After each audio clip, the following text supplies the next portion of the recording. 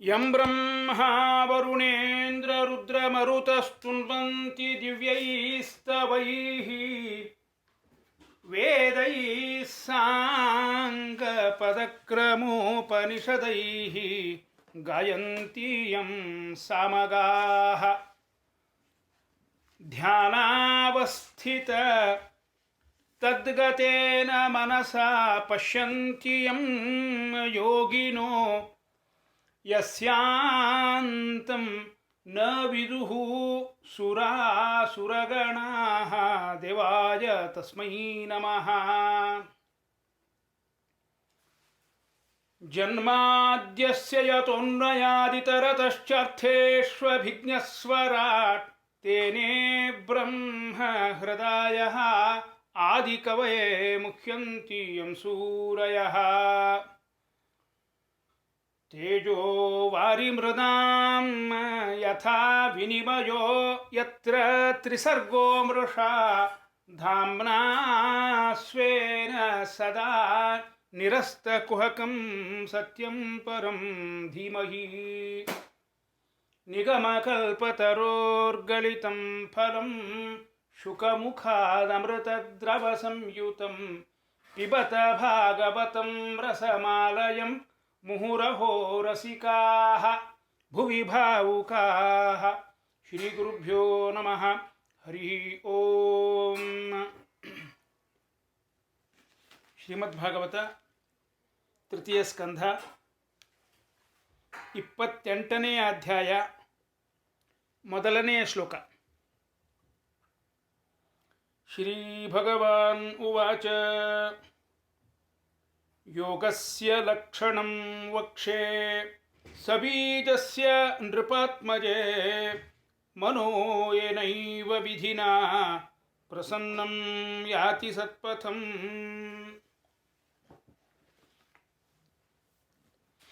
ಹಿಂದಿನ ಅನುಸಂಧಾನದಲ್ಲಿ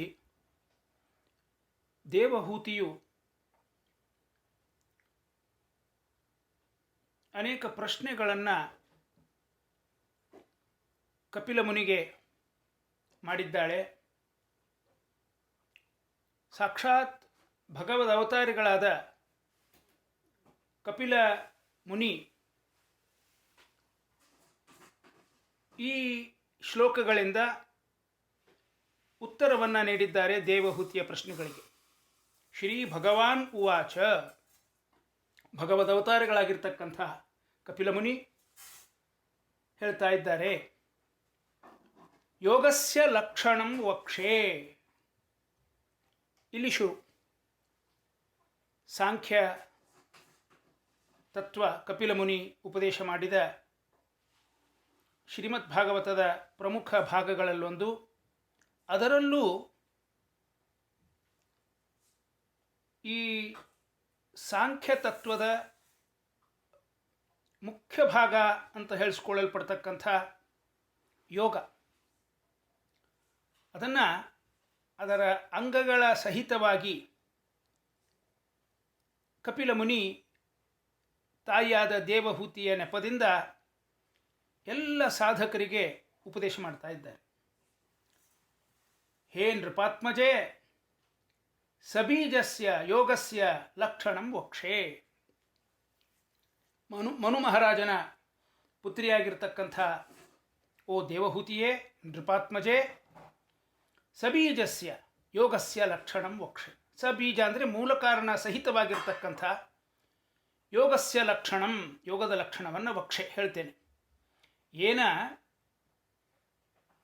ಏನ ವಿಧಿನಾ ಏವ ಮನಃ ಪ್ರಸನ್ನಂ ಯಾತಿ ಸತ್ಪಥಂ ಯಾತಿ. ಯಾವುದರ ಜ್ಞಾನದಿಂದ, ಅಂದರೆ ಯಾವ ಯೋಗದ ಜ್ಞಾನದಿಂದ ಮನಸ್ಸು ಪ್ರಸನ್ನವಾಗ್ತಾ ಇದೆಯೋ ಮತ್ತು ಸನ್ಮಾರ್ಗದಲ್ಲಿ ತೊಡಗುತ್ತಾ ಇದೆಯೋ, ಸತ್ಪಥಂ ಯಾತಿ. ಮನಃ ಪ್ರಸನ್ನಂ ಸತ್ಪಥಂ ಯಾತಿ, ಪ್ರಸನ್ನವಾಗಿ ಸನ್ಮಾರ್ಗದಲ್ಲಿ ತೊಡಗ್ತದೆ, ಅಥವಾ ಪ್ರಸನ್ನವೂ ಆಗ್ತದೆ, ಮೋಕ್ಷ ಮಾರ್ಗದಲ್ಲಿಯೂ ತೊಡಗ್ತದೆ. ಅಂಥ ಯೋಗದ ಲಕ್ಷಣಗಳನ್ನು ಹೇಳ್ತಾ ಇದ್ದೇನೆ. ಅದು ಹೇಗೆ? ಸಬೀಜಂ ಇಲ್ಲಿ ಬೀಜ ಶಬ್ದಕ್ಕೆ ಮೂಲ ಕಾರಣ ಅಂತ ಅರ್ಥ. ಇಡೀ ಜಗತ್ತಿಗೆ ಮೂಲ ಕಾರಣ ಪರಮಾತ್ಮ. ಆದ್ದರಿಂದ ಪರಮಾತ್ಮ ಜ್ಞಾನ ಸಹಿತವಾದ ಸಬೀಜಂ, ಪರಮಾತ್ಮ ಜ್ಞಾನ ಸಹಿತವಾದ ಯೋಗಸ್ಯ ಲಕ್ಷಣಂ ವಕ್ಷೆ. ಯೋಗದ ತಿಳುವಳಿಕೆಯನ್ನು ನಾನು ನಿನಗೆ ಕೊಡ್ತಾ ಇದ್ದೇನೆ, ಯೋಗದ ಲಕ್ಷಣಗಳನ್ನು ಹೇಳ್ತಾ ಇದ್ದೇನೆ. ಏನಿದರ ಅರ್ಥ? ಸಬೀಜ ಯೋಗ ಅಂದ್ರೆ ಬರೀ ಯೋಗದ ಲಕ್ಷಣವನ್ನು ಹೇಳ್ತೇನೆ ಅಂತ ಯಾಕೆ ಹೇಳಲಿಲ್ಲ? ಸಬೀಜಸ್ಯ ಅನ್ನೋ ವಿಶೇಷಣ ಯಾಕೆ ಅಂದರೆ, ಯೋಗದ ಕೇಂದ್ರ ಬಿಂದು ಬೀಜ ಭಗವಂತ. ಪರಮಾತ್ಮ ಪ್ರಜ್ಞೆ ಇಲ್ಲದ ಯೋಗಾಸನ ಆಗಲಿ, ಯೋಗದ ಯಾವುದೇ ಚಟುವಟಿಕೆಗಳಾಗಲಿ, ಅದು ಶರೀರಾಯಾಸ ಅಷ್ಟೇ. ಒಂದಷ್ಟು ವ್ಯಾಯಾಮ ಅದರಿಂದ ದೊರೆಯಬಹುದು. ಆದರೆ ಅದಕ್ಕಾಗಿ ಯೋಗದ ಹಿಂದೆ ಹೊರಟವರು ಮುಖ್ಯ ಫಲ ವಂಚಿತರು ಅನ್ನೋದು ಇಲ್ಲಿ ಸಬೀಜಸ್ಯ ಅನ್ನೋ ಶಬ್ದದಿಂದ ಸೂಚಿತವಾಗ್ತಾ ಇದೆ. ಈ ಶ್ಲೋಕದಿಂದ ತಿಳಿಯಬಹುದಾದ ಮೊದಲ ಅಂಶ ಇದು. ಯೋಗದ ಕೇಂದ್ರದಲ್ಲಿ ಪರಮಾತ್ಮ ಪ್ರಜ್ಞೆ ಇದೆ. ಸಬೀಜಸ್ಯ ಯೋಗಸ್ಯ ಲಕ್ಷಣಂ. ಇನ್ನು ಎರಡನೇ ಅಂಶ ಬಹಳ ಮುಖ್ಯವಾದದ್ದು ಮನಸ್ಸು. ಏನೈವ ಮನಃ ಪ್ರಸನ್ನಂ. ಸಾಧಕನಿಗೆ ಮನೋನಿಗ್ರಹ ಅತ್ಯಂತ ಮುಖ್ಯವಾದದ್ದು. ಮನ ಏವ ಮನುಷ್ಯಾಣಂ ಕಾರಣಂ ಬಂಧ ಮೋಕ್ಷಯೋ. ಕೃಷ್ಣ ಗೀತೆಯಲ್ಲಿ ಸ್ಪಷ್ಟವಾಗಿ ಹೇಳ್ತಾನೆ. ಮನ ಏವ, ಮನಸ್ಸೇ, ಕಾರಣಂ ಯಾವುದಕ್ಕೆ? ಬಂಧ ಮೋಕ್ಷಯೋ. ಈ ಸಂಸಾರ ಬಂಧನದಲ್ಲಿ ನಮ್ಮನ್ನು ಸಿಲುಗಿಸ್ತಕ್ಕಂಥದ್ದು ಮನಸ್ಸು. ಸಂಸಾರ ಬಂಧನದಿಂದ ನಮ್ಮನ್ನು ಬಿಡುಗಡೆಗೊಳಿಸ್ತಕ್ಕಂಥದ್ದು ಮನಸ್ಸೇ. ಮನಸ್ಸಿನಲ್ಲಿ ಒಂದು ದೃಢವಾದ ಸಂಕಲ್ಪವನ್ನು ನಾವು ಮಾಡಿದ್ವಿ ಅಂದರೆ ಆ ದೃಢ ಸಂಕಲ್ಪದಿಂದ ಸಾಧನಾ ಮಾರ್ಗದಲ್ಲಿ ಸಾಗಿ ಈ ಸಂಸಾರ ಬಂಧನದಿಂದ ಮುಕ್ತರಾಗಲಿಕ್ಕೆ ಸಾಧ್ಯ. ಹೀಗೆ ಮನಸ್ಸು ಅನ್ನೋದು ಇದು ಬಹಳ ಮುಖ್ಯ ಸಾಧಕನಿಗೆ. ಆರಂಭದ ಶ್ಲೋಕದಲ್ಲಿ ಯೋಗದ ಲಕ್ಷಣಗಳನ್ನು ಹೇಳ್ತಾ ಮನಃ, ಆ ಮನಸ್ಸನ್ನು ಎತ್ತಿ ಹೇಳ್ತಾ ಇದ್ದಾನೆ. ಮನೋನಿಗ್ರಹ, ಮನಸ್ಸಿನ ಪ್ರಸನ್ನತೆ, ಇದು ಯೋಗದಿಂದ ಪಡೆಯಬಹುದಾದ ಪ್ರಥಮ ಫಲ. ಏನ ಮನಃ ಪ್ರಸನ್ನಂ ಯಾತಿ. ಮನಸ್ಸು ಪ್ರಸನ್ನವಾಗಲಿಕ್ಕೆ ಯೋಗ ಒಂದೇ ಮಾರ್ಗ. ಏನ ಏವ ಅಂತ ಅದನ್ನು ಒತ್ತಿ ಹೇಳ್ತಾ ಇದ್ದಾನೆ. ನಿತ್ಯ ಯೋಗ, ಪ್ರಾಣಾಯಾಮ, ಧ್ಯಾನ ಕೆಲ ಹೊತ್ತು ತಪ್ಪದೇ ಮಾಡುವವರ ಮುಖದ ಮೇಲೆ ಒಂದು ವಿಲಕ್ಷಣ ವರ್ಚಸ್ಸು ಎದ್ದು ಕಾಣ್ತದೆ. ಅದು ಅವರ ಮಾತು, ಅವರ ವ್ಯವಹಾರ ಎಲ್ಲದರ ಮೇಲೆ ತನ್ನ ಪ್ರಭಾವವನ್ನು ಕಂಡು ಕಾಣದಂತೆ, ಎಲೆಮರೆಯ ಕಾಯಿಯಂತೆ ಸೌಮ್ಯವಾಗಿದೆ, ಆದರೆ ಖಂಡಿತವಾಗಿಯೂ ಇದೆ. ಈ ಮನುಷ್ಯ ನಿತ್ಯ ಯೋಗ ಪ್ರಾಣಾಯಾಮ ಮಾಡ್ತಿರ್ಬೇಕಪ್ಪ, ಮುಖದ ಮೇಲೆ ಎಂಥ ಕಳೆ ಇದೆ ನೋಡು. ಆ ಮಾತಿನಲ್ಲಿ ಎಂಥ ಸಾವಧಾನ, ಏನು ದಾರ್ಢ್ಯ, ಯಾವ ಉದ್ವಿಗ್ನತೆ ಇಲ್ಲ. Is firm. ಯಾಕೆಂದರೆ ಅವನು ಗಟ್ಟಿಯಾದ ನೆಲೆಯಲ್ಲಿ ನಿಂತು ಮಾತನಾಡ್ತಾನೆ. ಅವನ ಎಲ್ಲ ಚಟುವಟಿಕೆಗಳು, ಮಾತುಕತೆ, ವ್ಯವಹಾರ, ಕ್ರಿಯೆ ಪ್ರತಿಯೊಂದು ಕೂಡ ಉಳಿದವರಂತೆ ಬುಡಭದ್ರವಿಲ್ಲದ ಓಡಾಟ ಅಲ್ಲ. ಅವನ ನೆಲೆ ಸುಭದ್ರವಾಗಿದೆ. ಮಾನಸಿಕವಾಗಿ ಸುಭದ್ರವಾದ ನೆಲೆಯಲ್ಲಿ ನಿಂತು ಅವನ ಎಲ್ಲ ಚಟುವಟಿಕೆಗಳು. ಹೀಗಾಗಿ ಮುಖದ ಮೇಲೆ ವರ್ಚಸ್ಸು, ಮಾತಿನಲ್ಲಿ ವರ್ಚಸ್ಸು, ಒಂದು ನಯ, ವಿನಯ, ಪ್ರಸನ್ನತೆ, ನಗುಮುಖ, ಏನಾದರೂ ತನ್ನಿಂದ ಆದದ್ದನ್ನು ಉಳಿದವರಿಗೆ ಮಾಡಬೇಕು ಅನ್ನೋ ಭಾವ. ಯಾವ ತೋರಿಕೆ, ಕೃತ್ರಿಮ ಶಬ್ದ ಏನೂ ಬೇಕಾಗಿಲ್ಲ. ಅವನು ಮಾತಾಡಿದರೆ ಸಾಕು, ಅವನ ಹೃದಯ ತೆರೆದಿಟ್ಟಂತೆ. ಇದು ಯೋಗ ಪ್ರತಿನಿತ್ಯ ಪ್ರಾಣಾಯಾಮ, ಯೋಗ, ಧ್ಯಾನ ಮಾಡ್ತಿರ್ತಾರಲ್ಲ, ಅವ್ರನ್ನ ನೋಡಿದಾಕ್ಷಣ ಎಂಥ ನಾಸ್ತಿಕರು ಕೂಡ ಮನಸ್ಸನ್ನು ತಟ್ಟುವಂಥ ಅಂಶ. ನಿಮ್ಮಲ್ಲಿ ಕೆಲವ್ರಿಗೆ ನೆನಪಿರಬೇಕು, ನಾನು ಹೆಸರು ಹೇಳೋದಿಲ್ಲ. ಒಬ್ಬ ಟಿ ವಿ ಆ್ಯಂಕರು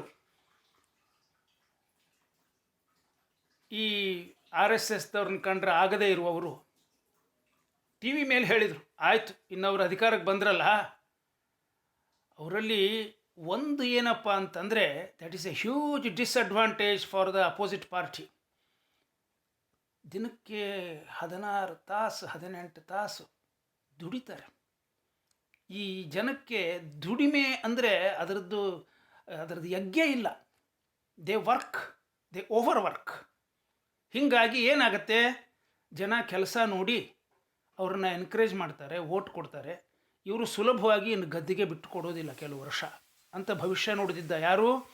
ಇವ್ರನ್ನ ಕಂಡ್ರೆ ಆಗದೇ ಇರುವವರು, RSSದವ್ರನ್ನ ಕಂಡ್ರೆ ಆಗದೇ ಇರುವಂಥ ಒಬ್ಬ TV ಆ್ಯಂಕರು ಈ ಜನ ಅಧಿಕಾರಕ್ಕೆ ಬಂದರು ಅಂದರೆ, ದೇಶದ ಪ್ರಧಾನಿ ಗಾದಿ ಹಿಡಿದ್ರು ಅಂದರೆ ಇವರು ಬೇಗ ಬಿಟ್ಟು ಹೋಗೋರಲ್ಲ. ಯಾಕೆ ಅಂದರೆ ಇವರು ದುಡಿತವೆ, ಇವು ಹುಚ್ಚಿರಂಗೆ ದುಡಿತವೆ, ಲೈಕ್ ಇನ್ಸೇನ್, ಹುಚ್ಚು ಹಿಡಿದು ಬಿಟ್ಟಿದೆ ಏನೋ ಅನ್ನೋ ತರಹ, ಏನಿಲ್ವೇ ಇಲ್ಲ ಜೀವನದಲ್ಲಿ, ಆ ತರಹ ದುಡಿತಾರೆ. ಯಾವಾಗ ಆ ತರಹ ದುಡಿತಾರೆ, ಉಳಿದದ್ದೇನಾರ ಇರಲಿ, ದೇಶಕ್ಕೆ ಒಳ್ಳೆಯದನ್ನು ಮಾಡ್ತಾ ಇದ್ದಾನಲ್ಲ ಈ ಮನುಷ್ಯ ಅಂತ ಜನ ಓಟ್ ಕೊಡ್ತಾರೆ. ಹೀಗಾಗಿ ಇನ್ನೂ ಸುಲಭದಲ್ಲಿ ಎದುರಿಗಿನ ಪಾರ್ಟಿಯವರಿಗೆ ಅಧಿಕಾರ ಸಿಗೋದಿಲ್ಲ ಅಂತ ನೋಡ್ತಿದ್ದ. ಇವತ್ತು ನಾವು ಅದನ್ನು ಕಣ್ಣಾರೆ ನೋಡ್ತಾ ಇದ್ದೇವೆ. ಮೋದಿ ಮೋದಿ ಅಂತ ಜನ ಘೋಷಣೆ ಮಾಡಿದರೆ ಏನು ಪ್ರತಿಕ್ರಿಯೆ ಮನುಷ್ಯಂದು? ಈ ಘೋಷಣೆಯ ಹಿಂದೆ ಅವರ ಆಶೋತ್ತರಗಳ ನಿರೀಕ್ಷೆ, ನಮಗೇನೇನು ಜೀವನದಲ್ಲಿ ಸಮಸ್ಯೆಗಳಿವೆ, ದೇಶದ ನಿರೀಕ್ಷೆಗಳಿವೆ, ಅವುಗಳನ್ನೆಲ್ಲ ಇವನು ಪೂರೈಸ್ತಾನೆ ಅನ್ನೋ ಆಸೆ ನನ್ನ ಕಿವಿಗೆ ಕೇಳಿಸ್ತಾ ಇದೆ. ಈ ನಿರೀಕ್ಷೆ ನನಗೆ ತಾಕ್ತಾ ಇದೆ. ಇನ್ನೂ ಸ್ವಲ್ಪ ನನ್ನ ನಿದ್ದೆ ಕಡಿಮೆ ಮಾಡಬೇಕು, ಇನ್ನೂ ಸ್ವಲ್ಪ ಕೆಲಸ ಹೆಚ್ಚು ಮಾಡಬೇಕು. ಇದಿಷ್ಟೇ ಇದರಿಂದ ನನಗೆ ಅರ್ಥ ಆಗ್ತಿರೋದು. ಇದು ಯೋಗ ತೋ ಮೇರೆ ಸಾಥ್ ಜಿಂದಗಿ ಭರ್ ಜುಡಾ ರಹತಾ ಹೈ ಅಂತ ಒಂದು ಸಲ ಹೇಳಿದ್ರು ಅವರು. ಅಂದರೆ ಏನೋ ಒಂದು ಸಹಜವಾದ ಸಾಧಾರಣ ವಿಷಯ ಅನ್ನೋ ಹಾಗೆ. ಯೋಗ ಪ್ರಾಣಾಯಾಮ ನನ್ನ ಜೀವನದಲ್ಲಿ ಬಾಲ್ಯದಿಂದಲೂ ಜೋಡಿಸ್ಕೊಂಡು ಬಂದುಬಿಟ್ಟಿದ್ದೀನಿ ಅಂತ ಜಸ್ಟೇ ಪ್ಯಾಸಿಂಗ್ ರೆಫರೆನ್ಸ್, ಅದೊಂದು ಮುಖ್ಯವಾದ ವಿಷಯ ಅಲ್ವೇ ಅಲ್ಲ ಅನ್ನೋ ತರಹ. ಅದರ ಪರಿಣಾಮ ಆ ತೆರಪಿಲ್ಲದ ದೇಶಾಂತರಗಳ ಖಂಡಾಂತರಗಳ ಸಂಚಾರ, ಮಾತುಗಳು, ಉಳಿದವರು ಎಷ್ಟೇ ಮನಸ್ಸಿಗೆ ದುಃಖ ಆಗೋ ಹಾಗೆ, ಸಿಟ್ಟು ಬರೋ ಹಾಗೆ ಮಾತಾಡಲಿ, ಶಾಂತವಾಗಿ ಅವರಿಗೆ ಉತ್ತರ ಕೊಡ್ತಕ್ಕಂಥ ಮನೋಭಾವ, ಇವೆಲ್ಲ ಯೋಗದ ಕೊಡುಗೆ. ಯಾತಕ್ಕೆ ನಾನು ಹೇಳ್ತಾ ಇದ್ದೀನಿ ಅಂದರೆ, ನನಗೆ ಯಾವ ರಾಜಕೀಯದಲ್ಲಿ ಆಸಕ್ತಿ ಇಲ್ಲ.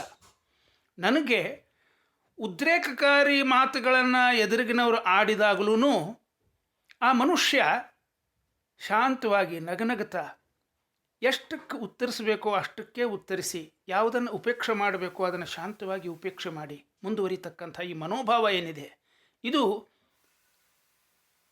ದೃಢವಾದ ನೆಲೆಯ ಮೇಲೆ ಮನಸ್ಸನ್ನು ಇರಿಸಿದವರಿಗೆ ಈ ಆತ್ಮಸಂಯಮ ಅನಾಯಾಸವಾಗಿ ಬರತಕ್ಕಂಥದ್ದು.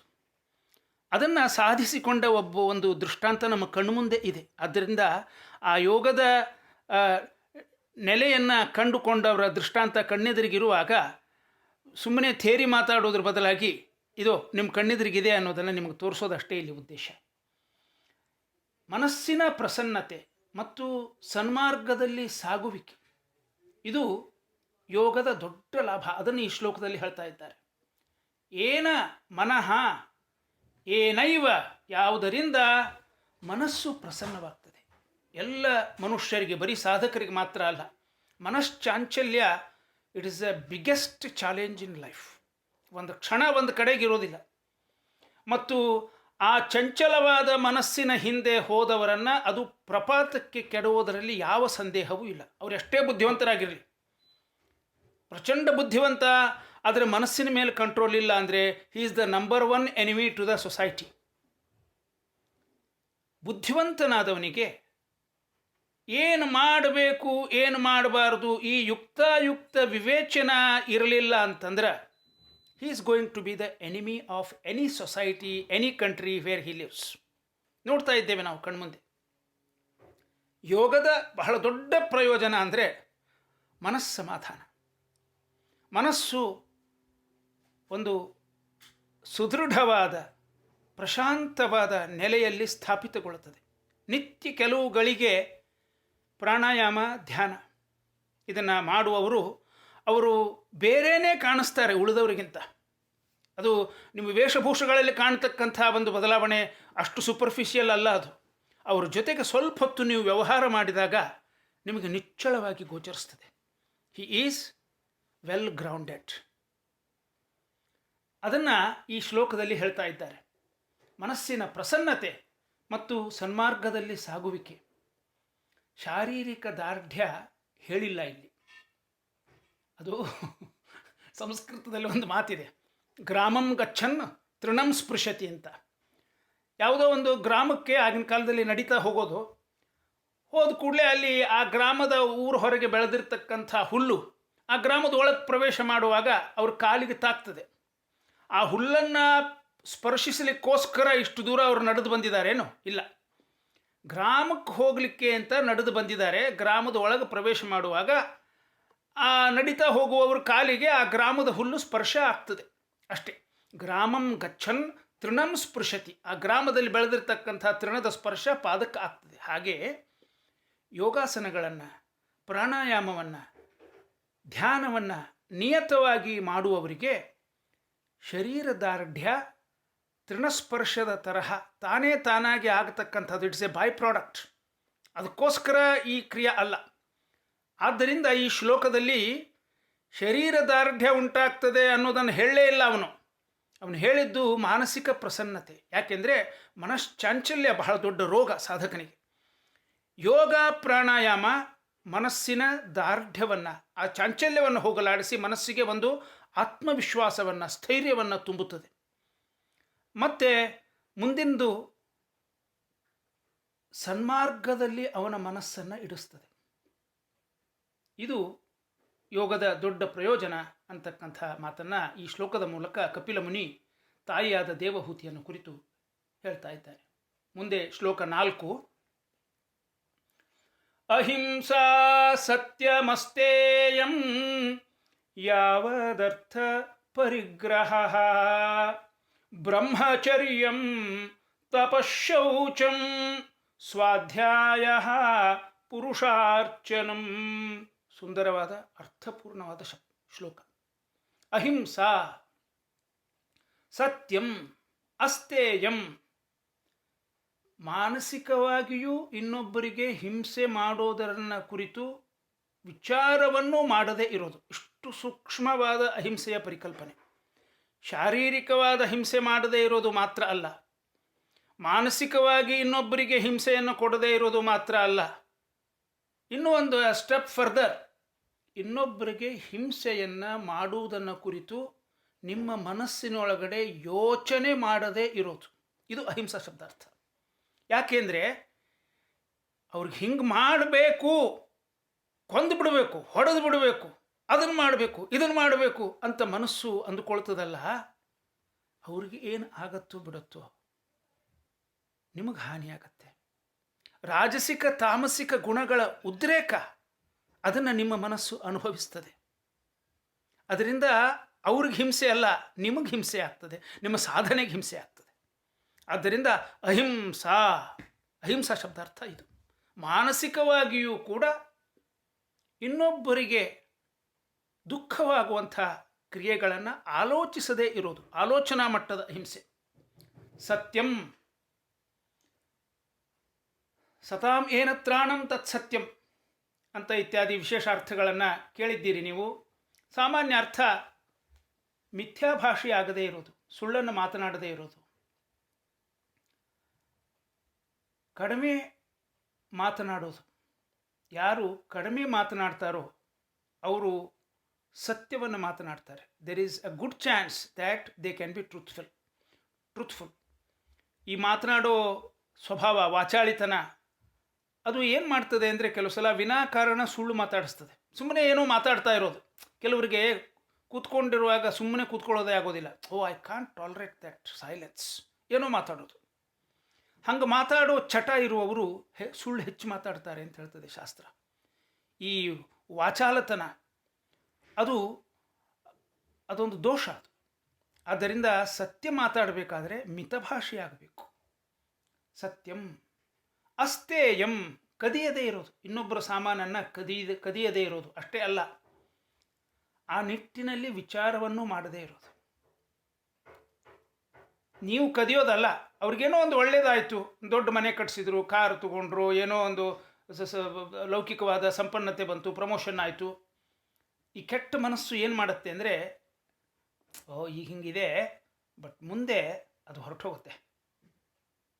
ಕೆಟ್ಟದ್ದನ್ನು ಯೋಚಿಸೋದರಲ್ಲಿ ಒಂದು ಸಂತೋಷ ಪಡೋದು, ಅದು ಆ ಇನ್ನೊಂದು ವ್ಯಕ್ತಿಯ ಸುಖವನ್ನು ಕಸಿಯೋದು ಅಂತ ಅರ್ಥ, ಕದಿಯೋದು ಅಂತ ಅರ್ಥ.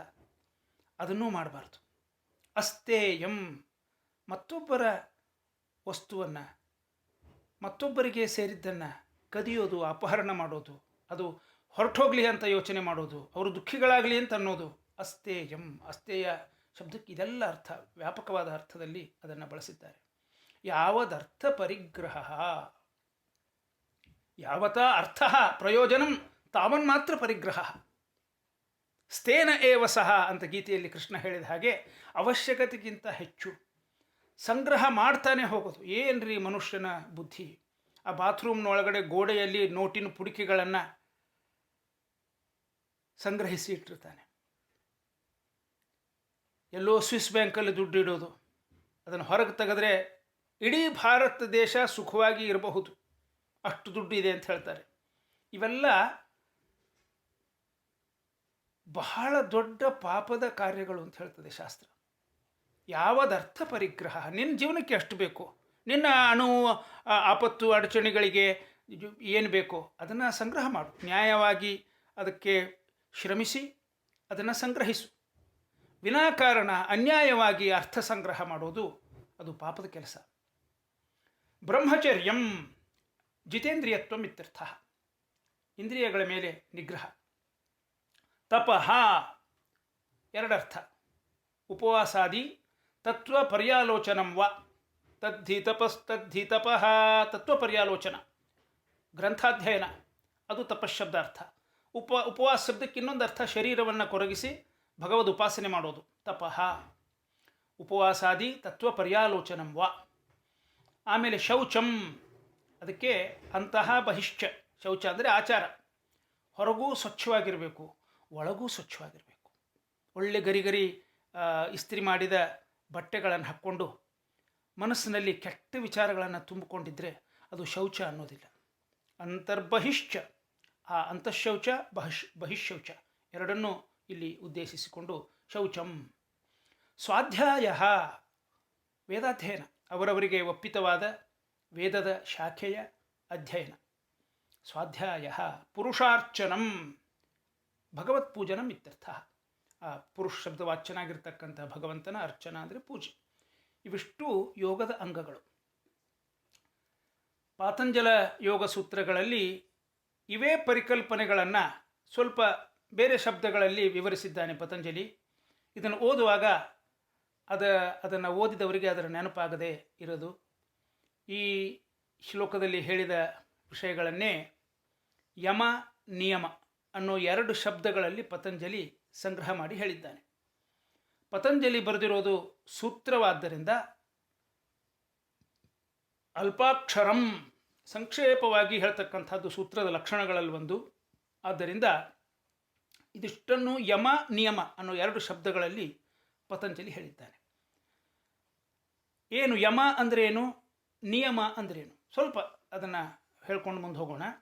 ಅಹಿಂಸಾ ಸತ್ಯಾಸ್ತೇಯ ಬ್ರಹ್ಮಚರ್ಯ ಪರಿಗ್ರಹ ಯಮಃ, ಯೋಗಸೂತ್ರ 30 ಅಧ್ಯಾಯ 2. ಅಹಿಂಸಾ, ಸತ್ಯ, ಅಸ್ತೇಯ, ಈ ಶಬ್ದಾರ್ಥ ನಾವು ಹಿಂದೆ ನೋಡಿದ್ದೀವಿ. ಬ್ರಹ್ಮಚರ್ಯ, ಅಪರಿಗ್ರಹ, ಇವಿಷ್ಟೂ ಯಮ. ಈ 5 ಯಮ ಅಂತ ಹೇಳ್ತಾರೆ.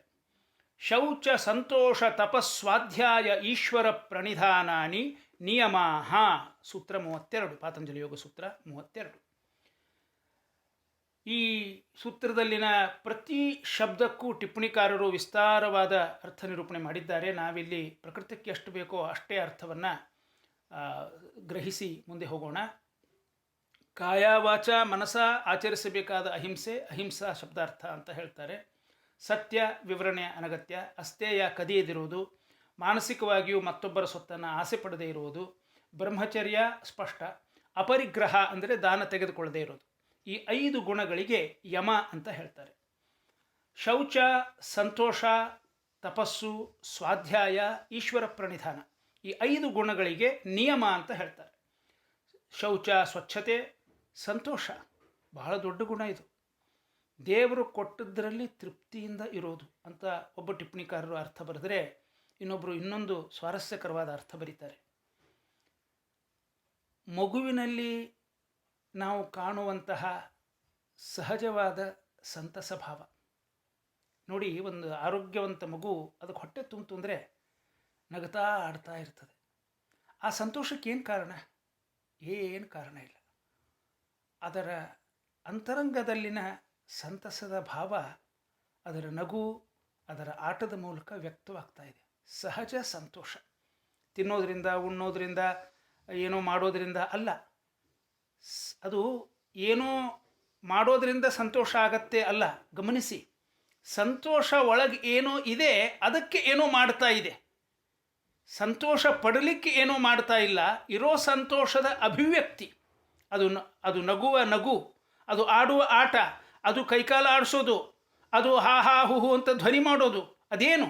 ಏನನ್ನೋ ಪಡಿಲಿಕ್ಕೆ ಅಲ್ಲ, ಸಂತೋಷ ಪಡಲಿಕ್ಕೆ ಅಲ್ಲ, ಆಗಲೇ ಒಳಗೆ ಅನುಭವಕ್ಕೆ ಬರ್ತಾ ಇರತಕ್ಕಂಥ ಸಂತೋಷದ ಅಭಿವ್ಯಕ್ತಿ, ಔಟರ್ ಎಕ್ಸ್ಪ್ರೆಷನ್. ಇದು ಈ ಸಂತೋಷಕ್ಕೇನು ಕಾರಣ ಅಂದರೆ ಏನು ಕಾರಣ ಇಲ್ಲ. ಆರೋಗ್ಯವಂತ ಮಗುವಿಗೆ ಸಂತೋಷ ಅನ್ನೋದು ಒಂದು ಸಹಜ ಸ್ಥಿತಿ, ಅದರ ಅಭಿವ್ಯಕ್ತಿ. ಹಾಗೆ ಜೀವನಿಗೆ ಸಂತೋಷ ಅನ್ನೋದು ಒಂದು ಸಹಜ ಸ್ಥಿತಿ. ಅದನ್ನು ಕಳ್ಕೊಳ್ತೀವಿ ನಾವು. ಅದನ್ನು ಜ್ಞಾಪಿಸ್ತಾ ಇದ್ದಾರೆ ಇಲ್ಲಿ. ಸಂತೋಷದಿಂದ ಇರೋದು, ನಗನಗುತ್ತಾ ಇರೋದು, ಆನಂದವಾಗಿ ಇರೋದು, ಎಲ್ಲ ಸರಿಯಾಗಿದೆ, ಭಗವಂತ ಚೆನ್ನಾಗಿಟ್ಟಿದ್ದಾನೆ ಅನ್ನೋ ಭಾವವನ್ನು ಮನಸ್ಸಿನಲ್ಲಿ ಹೊಂದಿರೋದು, ಇದು ಸಂತೋಷ. ಜೀವ ಸಹಜವಾದ ಮಗುವಿನಂತಹ ಮುಗ್ಧ ಸಂತೋಷ. ತಪಸ್ಸು, ತದ್ಧಿ ತಪಃ ಅಂದರೆ ಏಕಾಗ್ರ ಬುದ್ಧಿ. ಆಲೋಚನೆಯಲ್ಲಿ ಏಕಾಗ್ರತೆ. ಸ್ವಾಧ್ಯಾಯ ಅಂದರೆ ವೇದಾಧ್ಯಯನ. ಕೊನೆಯದಾಗಿ ಈಶ್ವರ ಪ್ರಣಿಧಾನ ಅಂತ ಪತಂಜಲಿ ಹೇಳಿದ್ದನ್ನೇ ಇಲ್ಲಿ ಕಪಿಲ ಮುನಿ ಪುರುಷಾರ್ಚನಂ ಅಂತ ಹೇಳಿದ ಶ್ಲೋಕದಲ್ಲಿ. ಇಲ್ಲಿ ಗಮನಿಸಬೇಕಾದ ಒಂದು ಸಂಗತಿ, ಇತ್ತೀಚೆ ಯೋಗವನ್ನು ಜನಪ್ರಿಯಗೊಳಿಸಬೇಕು ಅಂತ ಟಿ ವಿ ಮೇಲೆ ನಾವು ಕೆಲವು ಮಾತುಗಳನ್ನು ಕೇಳ್ತೇವೆ. ನೀವು ಕೇಳಿರಬಹುದು. ಯೋಗ ಧರ್ಮಕ್ಕೆ ಸಂಬಂಧಪಟ್ಟದ್ದಲ್ಲ, ಯೋಗ ಯಾವುದೇ ಧರ್ಮಕ್ಕೆ ಸೇರಿದ್ದಲ್ಲ, ಯೋಗ ಅದು ಭಗವಂತನ ಅಸ್ತಿತ್ವಕ್ಕೂ ಸಂಬಂಧಪಟ್ಟಿದ್ದಲ್ಲ, ನಾಸ್ತಿಕರಿಗೂ ಯೋಗ ಉಂಟು, ಯೋಗ ಇಡೀ ಜಗತ್ತಿಗೆ ಸೇರಿದ್ದು, ಎಲ್ಲ ಸರಿ. ಆದರೆ ವಾಸ್ತವದಲ್ಲಿ ಪತಂಜಲ ಯೋಗ ಸೂತ್ರದಲ್ಲೂ ಆಯಿತು, ಈ ಕಪಿಲ ಮುನಿ ಉಪದೇಶ ಮಾಡಿದ ಭಾಗವತದ ಯೋಗದಲ್ಲೂ ಆಯಿತು, ಅನೇಕ ಕಡೆ ಈಶ್ವರನ ಉಲ್ಲೇಖ ಬರ್ತದೆ. ಈಶ್ವರ ಇಲ್ಲದೆ, ಭಗವತ್ ಪ್ರಜ್ಞೆ ಇಲ್ಲದೆ ಯೋಗ ಇಲ್ಲ ಭಾಗವತದ ಪ್ರಕಾರ. ಯಾಕೆ? ಇಲ್ಲಿ ನೋಡಿ, ಈ ನಿಯಮ ಅಂತ ಹೇಳ್ತಾರೆ, 5 ಲಿಸ್ಟ್ ಮಾಡ್ತಾರೆ. ಅದರಲ್ಲಿ ಕೊನೆಯದು ಈಶ್ವರ ಪ್ರಣಿಧಾನ ಅಂದರೆ ಭಗವಂತನಲ್ಲಿ ಶರಣಾಗತಿ. ಇದು ಯಮ ನಿಯಮ. ಇದು ಆದ ಮೇಲೆ ಆಸನ, ಪ್ರಾಣಾಯಾಮ, ಪ್ರತ್ಯಾಹಾರ, ಧ್ಯಾನ, ಧಾರಣ, ಸಮಾಧಿ, ಮುಂದಿಂದೆಲ್ಲನೂ ಪ್ರಿಪರೇಟರಿ ವರ್ಕ್. ಇದಿಲ್ಲದೇನೆ ಯೋಗದೊಳಗೆ ಪ್ರವೇಶ ಇಲ್ಲ. ಅದನ್ನು ಆಧುನಿಕರು ಮರೀತಾರೆ. ಯಮ ನಿಯಮದಲ್ಲಿ ಕೊನೆಯದ್ದು ಈಶ್ವರ ಪ್ರಣಿಧಾನ. ಸಮಾಧಿಯ ಮೂಲಕ ಭಗವಂತನನ್ನು ಪಡೆಯೋದು ಯೋಗಿಗಳ ಮುಖ್ಯ ಗುರಿ. ಅದಕ್ಕಾಗಿ ಮನಸ್ಸಿನ ಹಾಗೂ ದೇಹದ ಸ್ವಾಸ್ಥ್ಯ. ಆಧುನಿಕ ಜಗತ್ತಿನಲ್ಲಿ ಈಶ್ವರನನ್ನು ಮರೆತು ದೇಹ ಮನಸ್ಸುಗಳೇ ಯೋಗದ ಗುರಿಗಳಾಗಿದ್ದನ್ನು ನಾವು ಕಾಣ್ತೇವೆ. ಇದು ಕೃಷ್ಣ ಗೀತೆಯಲ್ಲಿ ಹೇಳ್ತಾನಲ್ಲ, ಯೋ ಯಚ್ಶ್ರದ್ಧಃ ಸ ಏವ ಸಹ. ಯಾರು ಏನು ಹೇಗೆ ಶ್ರದ್ಧೆ ಮಾಡ್ತೀರೋ ಅವರಿಗೆ ಅದದು ಅಲ್ಲಲ್ಲಿ ಕಾಣಿಸ್ತದೆ. ಯೋಗವನ್ನು ಬರೀ ಶಾರೀರಿಕ ಆಸನಾದಿಗಳನ್ನು ಮಾಡಿಕೊಂಡು ಬಾಡಿ ಬಿಲ್ಡ್ ಮಾಡಲಿಕ್ಕೆ ಬಳಸುವವರಿದ್ದಾರೆ, ಅವರಿಗೆ ಅದು ಸಿಗ್ತದೆ. ಅಲ್ಲಿ ಯೋಗವನ್ನು ಚಂಚಲವಾದ ಮನಸ್ಸನ್ನು ನಿಗ್ರಹಿಸಿ ಪ್ರಾಣಾಯಾಮದಿಂದ ಧ್ಯಾನಕ್ಕೆ ಅದನ್ನು ಅಣಿಗೊಳಿಸಬೇಕು ಅನ್ನುವವರಿದ್ದಾರೆ, ಅವರಿಗೆ ಆ ಮಾನಸಿಕ ಸಮಾಧಾನ, ಮಾನಸಿಕವಾದ ಆಸರೆ ಅದರಿಂದ ದೊರೀತದೆ ಪ್ರಾಣಾಯಾಮಾದಿಗಳನ್ನು ಮಾಡೋದರಿಂದ. ಇನ್ನೂ ಮುಂದಕ್ಕೆ ಹೋಗಿ ಆ sound mind in a sound body, ದೃಢವಾದ ಶರೀರದಲ್ಲಿ ಸ್ಥಿರವಾದ ಮನಸ್ಸನ್ನು ಹೊಂದಿ ಅದನ್ನು ಭಗವಂತನ ಧ್ಯಾನಕ್ಕೆ ಉಪಯೋಗ ಮಾಡತಕ್ಕಂಥ ಮಹಾನುಭಾವರಿದ್ದಾರೆ. ಅವರು ಇನ್ನೂ ಮೇಲಿನ ಎತ್ತರಕ್ಕೆ ಏರಲಿಕ್ಕೆ ಅದನ್ನು ಉಪಯೋಗಿಸ್ಲಿಕ್ಕೆ ಸಾಧ್ಯ. ಮುಂದೆ ಆಸನ, ಪ್ರಾಣಾಯಾಮ, ಪ್ರತ್ಯಾಹಾರ ಈ ಮೂರನ್ನು 5ನೇ ಶ್ಲೋಕದಲ್ಲಿ ಹೇಳ್ತಾರೆ. ಯಮ ನಿಯಮಗಳನ್ನು ಈಗ ಹೇಳಿದರು. ಯಮ ನಿಯಮ ಆದ ಮೇಲೆ ಆಸನ, ಪ್ರಾಣಾಯಾಮ, ಪ್ರತ್ಯಾಹಾರ ಈ ಮೂರನ್ನು 5ನೇ ಶ್ಲೋಕದಲ್ಲಿ ಹೇಳ್ತಾ ಇದ್ದಾರೆ. ಮೌನಂ ಸದಾಸನ ಜಯ ಸ್ಥೈರ್ಯಂ ಪ್ರಾಣಜಯ ಶನೈ ಪ್ರತ್ಯಾಹಾರಶ್ಚೇಂದ್ರಿಯಾಣಾಂ ವಿಷಯಾತ್ ಮನಸಾ ಹೃದಿ ಅಥವಾ ವಿಷಯಾನ್ ಮನಸಾ ಹೃದಿ. ಅನ್ವಯ ನೋಡಿ, ಅನ್ವಯಾರ್ಥ. ಮೌನಂ ಶ್ಲೋಕದಲ್ಲಿ ಮೊದಲನೇ ಶಬ್ದ ಮೌನಂ. ಅದಕ್ಕೆ ಟಿಪ್ಪಣಿಕಾರರು ಬರೀತಾರೆ, ಪೂರ್ತಿ ಮೌನವಾಗಿರೋದು ಅಂತಲ್ಲ, ಯಥಾರ್ಥ ಮಿತ ಭಾಷಣಂ. ಭಾಷಣಂ ಅಂದರೆ ಮಾತಾಡೋದು. ಅದಕ್ಕೆ 2 ವಿಶೇಷಣ. ಯಥಾರ್ಥ ಸತ್ಯವನ್ನೇ ನಾನು ಮಾತಾಡ್ತೇನೆ, ಮತ್ತು ಮಿತ ಭಾಷಣ ಎಷ್ಟು ಅವಶ್ಯವೋ ಅಷ್ಟೇ ಮಾತಾಡ್ತೇನೆ. ಇದೇ ಮೌನ ವ್ರತದ ಅರ್ಥ. ಯಾವಾಗ ಈ ಥರದ ವ್ರತವನ್ನು ಪಾಲಿಸಬೇಕು? ಮೌನಂ ಸದಾ, ಯಾವಾಗಲೂ ಮಿತಭಾಷಿ, ಯಾವಾಗಲೂ ಸತ್ಯಭಾಷಿ. ಯಾರು? ಯೋಗಿಯಾದವ, ಯೋಗದಲ್ಲಿ ತೊಡಗಿದವ. ಮೌನಂ ಸದಾ. ಆಸನ ಜಯ, ಯೋಗಕ್ಕೆ ಬಹುಮುಖ್ಯ ಆಸನ ಜಯ. ಆಸನ ಶಬ್ದ ನಮಗೆ ಪರಿಚಿತ, ಕೂತ್ಕೊಳ್ಳೋದು. ಸ್ಥಿರವಾದ ಆಸನದಲ್ಲಿ ದೀರ್ಘಕಾಲ ಏನೂ ಕ್ಲೇಶ ಇಲ್ಲದಂತೆ ಕುಳಿತುಕೊಳ್ಳಲಿಕ್ಕೆ ಸಾಧ್ಯವಾಗೋದೇ ಆಸನ ಜಯ. ಸ್ಥಿರಂ ಸುಖಂ ಆಸನಂ. ಎಷ್ಟು ಸುಂದರವಾಗಿ, ಎಷ್ಟು ಸಂಕ್ಷಿಪ್ತವಾಗಿ ಹೇಳಿದ್ದಾರೆ ನೋಡಿ. ನಾವು ಕೂತ್ಕೋತೀವಲ್ಲ, ಅದು ಸ್ಥಿರವಾಗಿರಬೇಕು, ಸುಖವಾಗಿರಬೇಕು. ಅಂದರೆ ಆಸನದ ಕಡೆಗೆ, ಕಾಲಿನ ಕಡೆಗೆ, ಕೈ ಕಡೆಗೆ ನಮಗೆ ಗಮನ ಹೋಗಿರಬಾರ್ದು. ಯಾಕೆಂದರೆ ಕುಳಿತುಕೊಂಡು ಅಂತರ್ಮುಖಿ ಪ್ರಯಾಣವನ್ನು ಮಾಡಲಿದ್ದೇವೆ ನಾವು. ಎಲ್ಲೋ ಕೈ ಇಲ್ಲಿಟ್ಟಿದ್ದೀವಿ, ಕಾಲಿಲ್ಲಿಟ್ಟಿದ್ದೀವಿ, ಎಲ್ಲೋ ಸೊಂಟ ನೋಯಿಸ್ತಾ ಇದೆ ಅನ್ನುವಂಥ ಅಡಚಣೆಗಳಿರಬಾರ್ದು. ಅದು ಸ್ಥಿರವಾಗಿರಬೇಕು ಮತ್ತು ಸುಖವಾಗಿರಬೇಕು. ಸುಖವಾಗಿರಬೇಕು ಅಂದ್ರೇನು? ನಿದ್ದೆ ಮಾಡೋ ಹಂಗಿರಬಾರ್ದು. ಅದರ ಕಡೆ ಗಮನ ಹೋಗಲಾರದಂತೆ ಇರಬೇಕು. ಶರೀರದ ಕಡೆ ಗಮನ ಹೋಗಬಾರ್ದು. ಅದು ಸುಖ ಶಬ್ದಾರ್ಥ. ಸ್ಥಿರಂ ಸುಖಂ ಆಸನಂ, ಅದನ್ನೇ ಹೇಳ್ತಾ ಇದ್ದಾರೆ ಇಲ್ಲಿ. ಸ್ಥೈರ್ಯಂ, ಸ್ಥಿರತೆ. ಮನಸ್ಸು ಸ್ಥಿರವಾಗಿದ್ದರೆ ಶರೀರ ಸ್ಥಿರವಾಗಲಿಕ್ಕೆ ಸಾಧ್ಯ. ಮನಸ್ಸು ಚಂಚಲವಾದಾಗ, ಮನಸ್ಸಿನಲ್ಲಿ ಉದ್ವಿಗ್ನತೆ ಇದ್ದಾಗ ಮನುಷ್ಯ ಶತಪಥ ಹಾಕ್ಲಿಕ್ಕೆ ಶುರು ಮಾಡ್ತಾನೆ. ಇಲ್ಲಿಂದ ಅಲ್ಲಿಗೆ ಓಡಾಡೋದು, ಅಲ್ಲಿಂದ ಇಲ್ಲಿಗೆ ಓಡಾಡೋದು. ಯಾಕಂದರೆ ಒಳಗಡೆ ಮನಸ್ಸು ಚಂಚಲವಾಗಿದೆ, ಉದ್ವಿಗ್ನವಾಗಿದೆ. ಶರೀರವು ಅದರ ಜೊತೆಗೆ ಚಲಿಸಲಿಕ್ಕೆ ಆರಂಭ ಮಾಡ್ತದೆ. ಸ್ಥಿರತೆ ಒಳಗಿದ್ದಾಗ ಹೊರಗೂ ಸ್ಥಿರತೆಯನ್ನು ಕಂಡುಕೊಳ್ಳಲಿಕ್ಕೆ ಅನಾಯಾಸವಾಗಿ ಸಾಧ್ಯವಾಗ್ತದೆ. ಹೀಗೆ ಮೌನವಾಗಿ ಆಸನದ ಮೇಲೆ ಸ್ಥಿರವಾಗಿ ಕುಳಿತ ಬಳಿಕ ಪ್ರಾಣಜಯ. ಮುಂದಿನ ವಿಶೇಷಣ ನೋಡಿ.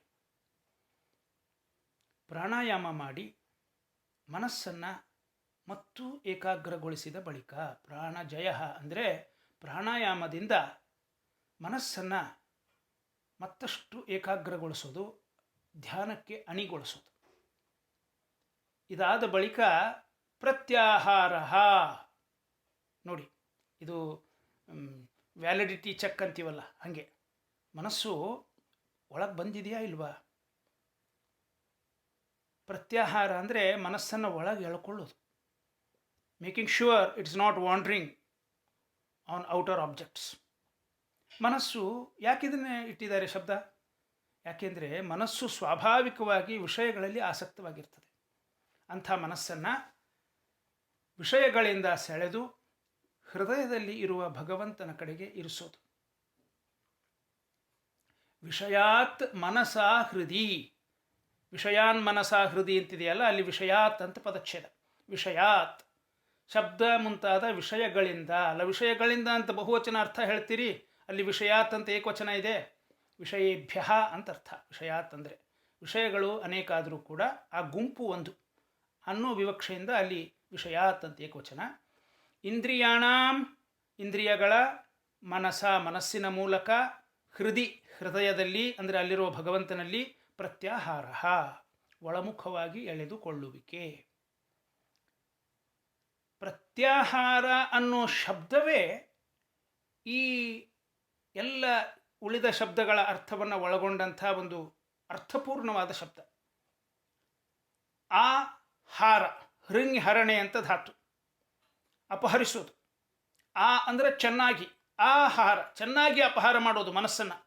ಯಾವ್ಯಾವ ಇಂದ್ರಿಯಗಳು ಯಾವ್ಯಾವ ವಿಷಯಗಳಲ್ಲಿ, ಎಲ್ಲೋ ಸಿನಿಮಾ ಹಾಡು ಹತ್ತಿರ್ತದೆ, ಕಿವಿ ಅಲ್ಲಿ ಕೂತಿರ್ತದೆ, ಎಲ್ಲೋ ತುರಿಸ್ತಾ ಇರ್ತದೆ, ಚರ್ಮ ಸ್ಪರ್ಶೇಂದ್ರಿಯ ಅದನ್ನು ತುರಿಸ್ಕೊಳ್ಳೋದ್ರಲ್ಲಿಗೆ ತೊಡಗಿರ್ತದೆ. ಕಣ್ಣು ಅಲ್ಲೇನೋ ತಿಂಡಿ ಇರ್ತದೆ, ಅದನ್ನು ನೋಡ್ತಾ ಇರ್ತದೆ, ಎದ್ದು ಹೋಗಿ ತಿನ್ನಬೇಕು ಅಂತದೆ. ಹೀಗೆ ಬೇರೆ ಬೇರೆ ಇಂದ್ರಿಯಗಳು ಬೇರೆ ಬೇರೆ ವಿಷಯಗಳ ಮೇಲೆ ಸ್ವಾಭಾವಿಕವಾಗಿ ಅಂಟಿಕೊಂಡು ಕುಳಿತಿರ್ತಾವಲ್ಲ, ಅವುಗಳನ್ನು ಹೃಂಗ್ ಹರಣೆ, ಅಲ್ಲಿಂದ ಅಪಹರಣ ಮಾಡಿ, ಹೇಗೆ ಚೆನ್ನಾಗಿ ಪ್ರತ್ಯಾಹಾರ, ಪ್ರತಿ ಅಂದರೆ ಒಳಗೆ, ಆತ್ಮಾನಂ ಪ್ರತಿ, ಪರಮಾತ್ಮಾನಂ ಪ್ರತಿ, ಅಂತರ್ಯಾಮಿಯಾದ ಭಗವಂತನ ಎಡೆಗೆ ಒಯ್ಯೋದು. ಪ್ರತಿ ಆಹಾರ ಅಂದರೆ ಹೊರಗಿರ್ತಕ್ಕಂಥ ವಿಷಯಗಳಲ್ಲಿ ಆಸಕ್ತವಾಗಿರ್ತಕ್ಕಂಥ ಮನಸ್ಸನ್ನು ಅಲ್ಲಿಂದ ಸೆಳೆದು, ಹೃದಯದಲ್ಲಿ ಆ ಮನಸ್ಸಿನಿಂದ ಸೆಳೆದು, ಹೃದಯ ಯಾವುದರಿಂದ, ವಿಷಯೇಭ್ಯ, ವಿಷಯಗಳಿಂದ ಮನಸ್ಸಿನಿಂದ ಸೆಳೆದು, ಹೃದಯ ಆ ಹೃದಯದಲ್ಲಿರ್ತಕ್ಕಂಥ ಈಶ್ವರ ಸರ್ವಭೂತಾನಾಂ ಹೃದಯೇಶೇರ್ಜುನ ತಿಷ್ಠತಿ ಅಂತ ಹೇಳಿದ ಹಾಗೆ ಹೃದಯಾಂತರ್ಯಾಮಿಯಾಗಿರ್ತಕ್ಕಂಥ ಆ ಪರಮಾತ್ಮನಲ್ಲಿ ಮನಸ್ಸನ್ನು ನೆಲೆಗೊಳಿಸುವುದು. ಇದು ಪ್ರತ್ಯಾಹಾರ. ಏನು ಒಟ್ಟು ತಾತ್ಪರ್ಯ? ಧ್ಯಾನಕ್ಕೆ ಮೊದಲು ಆಗಬೇಕಾದ ಕಾರ್ಯಗಳು 3. 1, ಮೌನದಿಂದ ಆಸನದಲ್ಲಿ ಸ್ಥಿರವಾಗಿ ಕುಳಿತುಕೊಳ್ಳೋದು. 2, ಪ್ರಾಣಾಯಾಮದಿಂದ, ಅದನ್ನು ಮುಂದೆ ಹೇಳ್ತಾರೆ, ಪ್ರಾಣಾಯಾಮ ಶಬ್ದದ ಅರ್ಥ ಏನು, ಅದನ್ನು ಹೇಗೆ ಮಾಡಬೇಕು, ಪ್ರಾಣಾಯಾಮದ ಉಸಿರಾಟ, ಅದನ್ನು ಮುಂದೆ ವಿಸ್ತಾರವಾಗಿ ಹೇಳ್ತಾರೆ. ಪ್ರಾಣಾಯಾಮದಿಂದ ಪ್ರಾಣಜಯವನ್ನು ಸಾಧಿಸೋದು. ಅಂದರೆ ಉಸಿರಾಟ ಮಂದಗತಿಯಲ್ಲಿ ನಿಯತವಾಗಿ ಆ ಉಸಿರಾಟದ ಕಡೆಗೆ ಮನಸ್ಸಿನ ಲಕ್ಷ್ಯ ಹೋಗದಂತೆ ನಡೀತಾ ಇರೋದು. ನೋಡಿದವರಿಗೆ ನೇರವಾಗಿ ಒಂದು ಆಸನದಲ್ಲಿ ಬೆನ್ನು ನೇರವಾಗಿ ಇರಿಸಿಕೊಂಡು ಪ್ರಾಣಾಯಾಮ ಮಾಡಿಕೊಂಡು ಧ್ಯಾನಕ್ಕೆ ಸನ್ನದ್ಧನಾಗಿ ಕೂತಿರ್ತಾನಲ್ಲ, ಅವನ ಕಡೆಗೆ ನೀವು ನೋಡಿದರೆ ಮನುಷ್ಯ ಉಸಿರಾಡ್ತಾ ಇದ್ದಾನೋ ಇಲ್ವೋ ಅಂತ ಸಂಶಯ ಬರಬೇಕು. ಅಂಥ ನಿಶ್ಚಲತೆ ಸ್ವಾಭಾವಿಕವಾಗಿ, ಮೈಗೆ ಬಿಗಿ ಹಿಡಿದು ಅಲ್ಲಾಡ್ಲಾರ್ದಂಗೆ ಕೂತ್ಕೊಳ್ಳೋದಲ್ಲ, ಸ್ವಾಭಾವಿಕವಾಗಿ ಅವನಿಗೆ ಶರೀರದ ಕಡೆಗೆ ಗಮನವೇ ಉಳಿಬಾರದು. ತಾನೇ ತಾನಾಗಿ ಸಂಪೂರ್ಣ ಅಂತರ್ಮುಖಿಯಾಗಿ ಕುಳಿತುಕೊಳ್ಳಲಿಕ್ಕೆ ಸಾಧ್ಯ ಆಗೋದು. ಉಸಿರಾಟ ಮಂದಗತಿಯಲ್ಲಿ ಅವನಿಗೆ ಗಮನವೇ ಇಲ್ಲದಂತೆ ನಿಯತವಾಗಿ ಆ ಶರೀರದ ಒಳಗಡೆ ನಡೀತಾ ಇತ್ತು ಅಂದರೆ ಆವಾಗ ಪ್ರಾಣಜಯ ಸಾಧಿಸಿದ್ದಾನೆ. ಉಸಿರಾಟಕ್ಕೆ ಪ್ರಯತ್ನ ಆಗ್ತಾ ಇಲ್ಲ, ಉಸಿರಾಟದ ಕಡೆಗೆ ಅವನ ಗಮನ ಇಲ್ಲ, ಉಸಿರಾಟ ಒಂದೇ ಸಮವಾಗಿ ಮಂದವಾಗಿ ನಡೀತಾ ಇದೆ. ಇವು ಪ್ರಾಣಜಯದ ಸೂಚನೆಗಳು. ಈ ತರಹದ ಒಂದು ಉಸಿರಾಟ ನಮಗೆ ಸಿದ್ಧಿಸ್ತು ಅಂದರೆ ಪ್ರಾಣಜಯ ನಮಗೆ ಸಿದ್ಧಿಸಿದೆ ಅಂತ ಅರ್ಥ. ಹೀಗೆ ಆಸನ ಜಯ, ಪ್ರಾಣಜಯ ಇದನ್ನು ಸಾಧಿಸಿದ ಬಳಿಕ ಕೊನೆಯದಾಗಿ ಕಣ್ಮುಚ್ಚಿ ಮನಸ್ಸನ್ನು ವಿಷಯ, ಇಂದ್ರಿಯ ಇವೆರಡರಿಂದಲೂ ಮುಕ್ತಗೊಳಿಸಿ ಜೀವಾತ್ಮನಲ್ಲಿ ಸನ್ನಿಹಿತನಾದ ಪರಮಾತ್ಮನ ಕಡೆಗೆ ಕೇಂದ್ರೀಕೃತಗೊಳಿಸೋದು. ಕಣ್ಮುಚ್ಚಿ ಅಂತ ಈ ಶ್ಲೋಕದಲ್ಲಿ ಹೇಳಿಲ್ಲ. ಶ್ಲೋಕದ ಯಾವ ಶಬ್ದಗಳಲ್ಲಿ ಕಣ್ಣು ಮುಚ್ಚಬೇಕು ಅನ್ನೋ ಮಾತಿಲ್ಲ. ನಾನು ಅದನ್ನು ಸೇರಿಸ್ತಾ ಇದ್ದೇನೆ. ಯಾಕೆ ಅಂತಂದರೆ ಕಣ್ಣು ತೆರೆದಾಗ ಮನಸ್ಸನ್ನು ಒಳಗೆ ಏಕಾಗ್ರಗೊಳಿಸೋದು ಕಷ್ಟ. ಕಣ್ಣಿನ ಎದುರುಗಡೆ ಏನು ಕಾಣಿಸ್ತದೋ ಅದ್ರ ಬಗ್ಗೆ ಮನಸ್ಸಿನಲ್ಲಿ ವಿಚಾರ ಬರ್ತದೆ. ಆದ್ದರಿಂದ ಕಣ್ಣು ಮುಚ್ಚಿ ಅನ್ನೋದನ್ನು ನಾನು ಸೇರಿಸ್ತಾ ಇದ್ದೇನೆ. ಕಣ್ಣು ಮುಚ್ಚಿಯೇ ಇದನ್ನು ಮಾಡಬೇಕು ಅಂತಿಲ್ಲ. ಕೆಲವರು ನಾಸಾಗ್ರ ದಿಟ್ಟಿಸ್ತಾ ಮಾಡ್ತಾರೆ, ಮೂಗಿನ ತುದಿ. ಕೆಲವರು ಒಂದು ಯಥಾ ದೀಪೋ ನಿವಾತಸ್ಥೋ ನೇಂಗತೆ ಸೋಪಮಾ ಸ್ಮೃತ ಅಂತ ಗೀತೆಯಲ್ಲಿ ಕೃಷ್ಣ ಹೇಳಿದ ಹಾಗೆ ಒಂದು ನಿಶ್ಚಲವಾದ ದೀಪವನ್ನು ನಿಟ್ಟಿಸ್ತಾ ಆ ಮನಸ್ಸಿನ ಏಕಾಗ್ರತೆಯನ್ನು ಸಾಧಿಸ್ತಾರೆ. ಹೀಗೆ ಮನಸ್ಸಿನ ಒಳಮುಖ ಪ್ರಯಾಣ ಸಾಧಿಸಲಿಕ್ಕೆ ಯಾವ ರೀತಿ ನಿಮಗೆ ಅನುಕೂಲವೋ ಅಭ್ಯಸ್ತವೋ ಅದನ್ನು ಅನುಸರಿಸಬೇಕು. ಆ ಮಾರ್ಗವನ್ನು ಅನುಸರಿಸಿ ಮನಸ್ಸನ್ನು ಹೃದಯದಲ್ಲಿರೋ ಭಗವಂತನ ಕಡೆಗೆ ಒಯ್ಯೋದು ಇದು ಪ್ರತ್ಯಾಹಾರ ಶಬ್ದಾರ್ಥ. ಇಷ್ಟಾದ ಬಳಿಕ ಧ್ಯಾನ ಹೇಗೆ ಅನ್ನೋದನ್ನು ಮುಂದಿನ ಶ್ಲೋಕದಲ್ಲಿ ಹೇಳ್ತಾರೆ. ಶ್ಲೋಕ 6. ಸ್ವಧಿಷ್ಣ್ಯಾನಾಂ ಏಕದೇಶೇ ಮನಸಾ ಪ್ರಾಣಧಾರಣಂ ವೈಕುಂಠಲೀಲಾಭಿಧ್ಯಾನಂ ಸಮಾಧಾನಂ ತಥಾತ್ಮನಃ ಅನ್ನುವ ಅರ್ಥ ನೋಡಿ. ಸ್ವಧಿಷ್ಣ್ಯಾನಾಂ ಏಕದೇಶೇ, ಸ್ವಶಬ್ದದಿಂದ ಪ್ರಾಣ, ಅದರ ಅಧಿಷ್ಠಾನ ಅಂದರೆ ಧಿಷ್ಣ್ಯ ಅಂದರೆ ಅದರ ಅಧಿಷ್ಠಾನ ಸ್ಥಾನ. ಪ್ರಾಣದ ಸ್ಥಾನಗಳು ಅಂದರೆ ಮೂಲಾಧಾರ ಮೊದಲಾದ ಷಟ್ಚಕ್ರಗಳು. ಏಕದೇಶೇ, ಸ್ವಧಿಷ್ಣ್ಯಾನಾಂ ಏಕದೇಶೇ, ಏಕದೇಶ ಅಂದರೆ ಅವುಗಳಲ್ಲಿ ಯಾವುದೋ ಒಂದು. ಆ ಒಂದು ಚಕ್ರದಲ್ಲಿ ಮನಸ್ಸಹಿತವಾದ ಪ್ರಾಣಧಾರಣಂ, ಪ್ರಾಣದ ಧಾರಣೆ ಮಾಡಬೇಕು, ಪ್ರಾಣವನ್ನು ನಿಲ್ಲಿಸಬೇಕು. ಅನಂತರ ವೈಕುಂಠ ಲೀಲಾ ಅಭಿಧ್ಯಾನಂ, ವೈಕುಂಠ ಅಂದರೆ ವಿಷ್ಣು, ಅವನ ಲೀಲಾಗಳು ಅಂದರೆ ಜಗತ್ ಸೃಷ್ಟಿ, ಭಕ್ತರ ಮೇಲಿನ ಅನುಗ್ರಹ ಮುಂತಾದ ಲೀಲೆಗಳು, ಇವುಗಳ ಅಭಿಧ್ಯಾನ, ಭಕ್ತಿಪೂರ್ವಕವಾದ ಧ್ಯಾನ. ಮತ್ತು ತಥಾ ಹಾಗೆಯೇ ಆತ್ಮನಃ ಅಂದರೆ ಮನಸ್ಸಿನ ಸಮಾಧಾನಂ, ಸಮಾಧಾನಂ ಅಂದರೆ ಭಗವತಿ ಏಕಾಗ್ರೀಕರಣಂ, ಮನಸ್ಸನ್ನು ಭಗವಂತನಲ್ಲಿ ಏಕಾಗ್ರಗೊಳಿಸೋದು. ಹೀಗೆ ಏವಂ ಕಾರ್ಯಂ, ಶ್ಲೋಕದಲ್ಲಿಲ್ಲ ಕಾರ್ಯಂ ಅಂತ ಇಟ್ಕೋಬೇಕು, ಹೀಗೆ ಮಾಡತಕ್ಕದ್ದು. ಏನು ತಾತ್ಪರ್ಯ? ಈ ಶ್ಲೋಕದ ಅರ್ಥ ತಿಳಿಯೋದು ಸುಲಭ, ಅಳವಡಿಕೆ ಗುರುಗಳ ಮಾರ್ಗದರ್ಶನ ಇಲ್ಲದೆ ಸಾಧ್ಯ ಅಲ್ಲ ಅಂತ ನನಗನ್ನಿಸ್ತದೆ. ಮೂಲಾಧಾರದಿಂದ ಸಹಸ್ರಾರದವರೆಗಿನ ಪ್ರಾಣಶಕ್ತಿಯ ಸ್ಥಾನಗಳಲ್ಲಿ ಒಂದನ್ನು ಆರಿಸಿಕೊಂಡು ಅಲ್ಲಿ ಮನಸ್ಸಹಿತವಾದ ಪ್ರಾಣವನ್ನು ಧಾರಣೆ ಮಾಡಿ ನಮ್ಮ ಯೋಗ್ಯತಾನುಸಾರ ಭಗವಂತನ ಲೀಲೆಗಳನ್ನು ಚಿಂತಿಸುವಲ್ಲಿ ಮನಸ್ಸನ್ನು ಏಕಾಗ್ರಗೊಳಿಸಬೇಕು. ಇದಿಷ್ಟು ಶ್ಲೋಕದ ತಾತ್ಪರ್ಯ.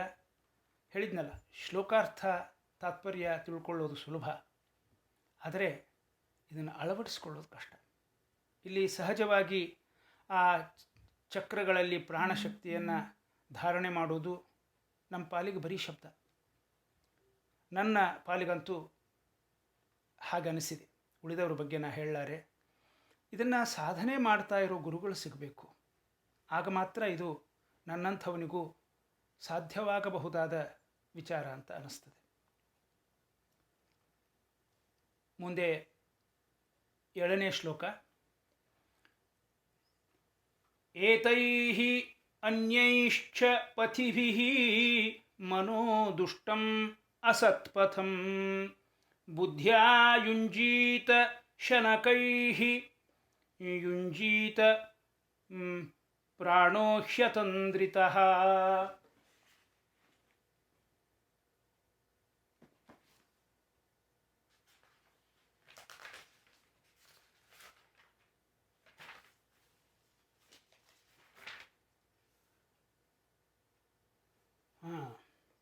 ಎರಡನೇ ಸಾಲು ಸ್ವಲ್ಪ ತಪ್ಪು ಹೇಳಿದೆ, ಅದಕ್ಕೆ ಪುಸ್ತಕ ನೋಡ್ತಾ ಇದ್ದೆ. ಬುದ್ಧ್ಯಾ ಯುಂಜೀತ ಶನಕೈಃ ಜಿತಪ್ರಾಣೋ ಹ್ಯತಂದ್ರಿತಃ. ಇನ್ನೊಮ್ಮೆ ಹೇಳ್ತೇನೆ ಶ್ಲೋಕ. ಏತೈರನ್ಯೈಶ್ಚ ಪಥಿಭಿಃ ಮನೋ ದುಷ್ಟಂ ಅಸತ್ಪಥಂ ಬುದ್ಧ್ಯಾ ಯುಂಜೀತ ಶನಕೈಃ ಜಿತಪ್ರಾಣೋ ಹ್ಯತಂದ್ರಿತಃ. ಏತೈಃ ಅನ್ಯೈಶ್ಚ ಪಥಿಭಿಃ, ಈ ಹಿಂದೆ ಹೇಳಿದ ಮಾರ್ಗಗಳಿಂದ ಮತ್ತು ಬೇರಾವುದೇ ಮಾರ್ಗಗಳಿಂದ ಅತಂದ್ರಿತಃ ಪ್ರಾಣಸ್ಸನ್, ಪ್ರಾಣವನ್ನು ಚುರುಕಾಗಿಸಿ ಬುದ್ಧಿಯ ಅಸತ್ಪಥಮ್ಮ ಜುಷ್ಟಮ್ಮ ಮನಃ ಯುಂಜೀತ, ಆ ಕೆಟ್ಟ ಮಾರ್ಗದಲ್ಲಿ ಸಾಗತಕ್ಕಂಥ ದುಷ್ಟ ಮನಸ್ಸನ್ನು ಬುದ್ಧಿಪೂರ್ವಕವಾಗಿ ಯೋಗಯುಕ್ತವನ್ನಾಗಿಸಬೇಕು. ಇಲ್ಲಿ ಯಾಕೆ ಈ ಶ್ಲೋಕ ಆರಿಸ್ಕೊಂಡೆ ನಾನು ಅಂದರೆ, ಇಲ್ಲೊಂದು ಬಹಳ ಮುಖ್ಯವಾದ ವಿಶೇಷಣ ನಾವು ತಿಳ್ಕೊಳ್ಬೇಕಾಗಿದ್ದು. ನಮ್ಮ ಗುರುಗಳು ಯಾವುದೋ ಒಂದು ಮಾರ್ಗ ಹೇಳಿರ್ತಾರೆ, ಹೀಗೆ ಪ್ರಾಣಾಯಾಮ ಮಾಡಬೇಕು, ಹೀಗೆ ಧ್ಯಾನ ಮಾಡಬೇಕು, ಹೀಗೆ ಮನಸ್ಸನ್ನು ಏಕಾಗ್ರಗೊಳಿಸಿ ಭಗವಂತನ ಚಿಂತನೆ ಮಾಡಬೇಕು ಅಂತ. ಅದು ಒಂದೇ ಮಾರ್ಗ, ಬೇರೆ ಮಾರ್ಗಗಳಿಲ್ಲ ಅಂತ ಹೇಳಬಾರದು. ಭಾಗವತ ಇದನ್ನು ಸ್ಪಷ್ಟವಾಗಿ ಹೇಳ್ತಾ ಇದೆ. ಅನೇಕ ಮಾರ್ಗಗಳಿವೆ. ನಮಗೆ ತಿಳಿದ ಮಾರ್ಗ ಒಂದು ಅಥವಾ ಎರಡು, ಕೆಲವು ಮಾರ್ಗಗಳು ನಮಗೆ ತಿಳಿದಿರಬಹುದು. ಆದರೆ ನಮಗೆ ತಿಳಿಯದ ಭಗವಂತನತ್ತ ಕೊಂಡೊಯ್ಯತಕ್ಕಂಥ ಅನೇಕ ಮಾರ್ಗಗಳಿವೆ ಅನ್ನೋದನ್ನು ಸ್ಪಷ್ಟವಾಗಿ ಈ ಶ್ಲೋಕದಲ್ಲಿ ಹೇಳ್ತಾ ಇದ್ದಾರೆ. ಏತೈಹಿ ಅನ್ಯೈಶ್ಚ ಪಥಿಭಿಹಿ. ಪಥ ಅಂದರೆ ಮಾರ್ಗ. ಅನ್ಯೈಹಿ ನಿಮಗೆ ತಿಳಿಯದ ಬೇರೆಯಾದ ಮಾರ್ಗಗಳು. ಏತೈಹಿ ಅಂದರೆ ಈ ಹಿಂದೆ ಹೇಳಿರ್ತಕ್ಕಂಥವುಗಳು. ಏತೈಹಿ ಅನ್ಯೈಶ್ಚ ಪಥಿಭಿಹಿ. ಏನು ಮಾಡಬೇಕು? ಮನಃ ಯುಂಜೀತ. ಯಾವುದೇ ನಮ್ಮ ಗುರುಗಳು ನಮಗೆ ಹೇಳಿರ್ತಕ್ಕಂತಹ ಸಮೀಚೀನವಾದ ಮಾರ್ಗವನ್ನು ಅನುಸರಿಸಿ ಪ್ರಾಣಶಕ್ತಿಯನ್ನು ಉನ್ಮುಖಗೊಳಿಸಿ ಮನಸ್ಸನ್ನು ಯೋಗಯುಕ್ತವನ್ನಾಗಿಸಬೇಕು. ಯೋಗ ಅನ್ನೋದು ಬಹಳ ಅರ್ಥಪೂರ್ಣ ಶಬ್ದ. ಯೋಗ ಅನ್ನೋ ಶಬ್ದದಲ್ಲೇ ಭಗವತ್ ಪ್ರಜ್ಞೆ ಅಡಗಿದೆ ಅಂತ ನನಗನ್ನಿಸ್ತದೆ. ಭಗವಂತನನ್ನು ಬಿಟ್ಟು ಯೋಗ ಇಲ್ಲ. ಯಾಕೆ? ಯೋಗ ಅಂದರೆ ಏನು? ಯೋಗ ಅಂದರೆ ಸಂಬಂಧ ಅಂತ ಅರ್ಥ. ಸಂಬಂಧ ಅನ್ನೋದು ಸಾಪೇಕ್ಷ ಶಬ್ದ. ಎರಡರ ನಡುವೆ ಅಥವಾ ಎರಡು ವ್ಯಕ್ತಿಗಳ ನಡುವೆ, ಎರಡು ವಸ್ತುಗಳ ನಡುವೆ ಸಂಬಂಧ. ಯೋಗ ಅನ್ನೋದು ಜೀವಾತ್ಮ ಮತ್ತು ಪರಮಾತ್ಮ ಇವರಿಬ್ಬರ ನಡುವೆ ಇರತಕ್ಕಂಥ ಸಂಬಂಧ. ಜೀವಾತ್ಮ ಪರಮಾತ್ಮನನ್ನು ಸೇರೋದೇ ಯೋಗ. ಯೂನಿಯನ್ ವಿತ್ ಗಾಡ್, ಅದು ಯೋಗ. ಯೋಗ ಅಂದರೆ ಉಪಾಯ ಅಂತ ಅರ್ಥ. ಕರ್ಮ ಮಾರ್ಗ, ಜ್ಞಾನ ಮಾರ್ಗ, ಭಕ್ತಿ ಮಾರ್ಗ, ಹೀಗೆ ರಾಜಯೋಗ, ಕರ್ಮಯೋಗ ಇವೆಲ್ಲನೂ ಉಪಾಯಗಳು. ಭಗವಂತನನ್ನು ಸೇರಲು ಇರುವ ಉಪಾಯಗಳು. ಯೋಗ ಕರ್ಮಸು ಕೌಶಲಂ. ಏನು ಕರ್ಮಸು ಕೌಶಲಂ ಅಂದರೆ ನಿಷ್ಕಾಮ ಕರ್ಮವನ್ನು ಮಾಡೋದು, ಭಗವದರ್ಪಣ ಬುದ್ಧಿಯಿಂದ ಮಾಡೋದು. ಹೀಗೆ ನೀವು ಯಾವ ಅರ್ಥವನ್ನು ನೋಡಿದರೂ, ಯೋಗ ಶಬ್ದದ ಅರ್ಥಗಳನ್ನು ನೀವು ನೋಡಿದರೂ ಅದರಲ್ಲಿ ಕೇಂದ್ರದಲ್ಲಿ ಭಗವಂತ ಇದ್ದಾನೆ. ಭಗವದರ್ಪಣ ಬುದ್ಧಿಯಿಂದ ಭಗವಂತನನ್ನು ಸೇರಲಿಕ್ಕೆ ಅದರ ಉಪಾಯಗಳು, ಭಗವಂತನನ್ನು ಸೇರುವ ಉಪಾಯಗಳನ್ನು ಅನುಸರಿಸಿಕೊಂಡು ಹೋಗೋದು, ಅದು ಯೋಗ. ಆದ್ದರಿಂದ ಯೋಗದ ಮುಖ್ಯ ಪ್ರಯೋಜನ, ದೊಡ್ಡ ಪ್ರಯೋಜನ, ಯೋಗ ಇರೋದೇ ಇದಕ್ಕೆ ಅನ್ನೋದು ಅಂತ ಏನಾದರೂ ಇದ್ದರೆ ಅದು ಭಗವತ್ ಪ್ರಜ್ಞೆ. ಭಗವತ್ ಪ್ರಜ್ಞೆ ಇಲ್ಲದೆ ಯೋಗ ಇಲ್ಲ. ಅವು ಮೈ ಕೈ ಮಣಿಸೋದು, ಆಸನ ಇವೆಲ್ಲನೂ ಶಾರೀರಿಕವಾದ ದಾರ್ಢ್ಯವನ್ನು ಕೊಡ್ತವೆ, ಆದರೆ ಅದು ಮುಖ್ಯ ಪ್ರಯೋಜನ ಅಲ್ಲ. ಯೋಗದ ನಿಜವಾದ ಪ್ರಯೋಜನ ಅದಲ್ಲ. ಇಷ್ಟು ಹೇಳಿ ಇವತ್ತಿನ ಈ ಅನುಸಂಧಾನವನ್ನು ಮುಕ್ತಾಯಗೊಳಿಸ್ತಾ ಇದ್ದೇನೆ. ಮಧ್ವಾಂತರ್ಗತ ಶ್ರೀಕೃಷ್ಣ ಅರ್ಪಣಮಸ್ತು.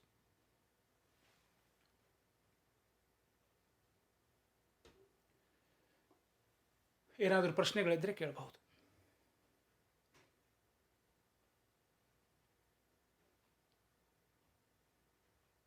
ನಮಸ್ಕಾರ ಗುರುಗಳೇ.